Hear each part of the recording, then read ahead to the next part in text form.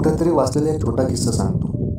18-20 दारिंडा असणारी बाई पतीचं किडनीचं ऑपरेशन करण्यासाठी भांडी घासत होती. रोज पहाटे 7ला उठून जायची, रात्री 10ला परत यायची. मूल बाळ नव्हते, नातेवाईक लक्ष देत नव्हते. म्हातारा बेडवर पडून शेवटच्या झटका मोजत होता.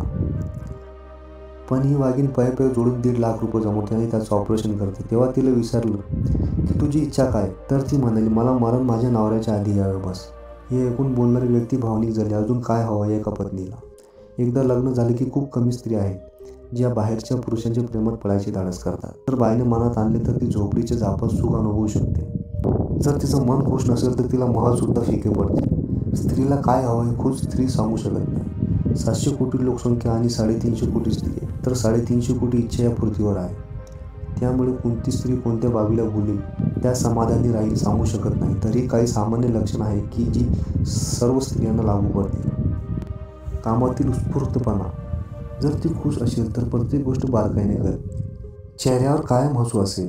नातेवाईकांचा आदर. जर ती समाधानी असेल तर सासर माहेरच्या लोकांचं बसणं उठणे उत्तमरित्या पार पडेल आणि तिला यातून आनंद येईल. तुमच्या कार्यात मदत.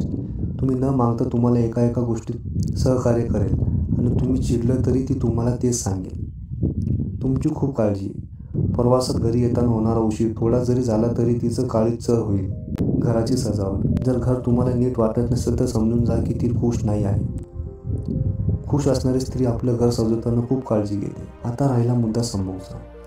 तर मी पुन्हा रिपीट करतो, स्त्रियांच्या आयुष्यात सेक्स सोडून खूप काही आहे. सेक्स फक्त एक गोष्ट आहे. जर पती जवळ नसला, त्यांच्यावर काही होत नसले तरी ती खुश नाही असे कधीच दाखवणार नाही.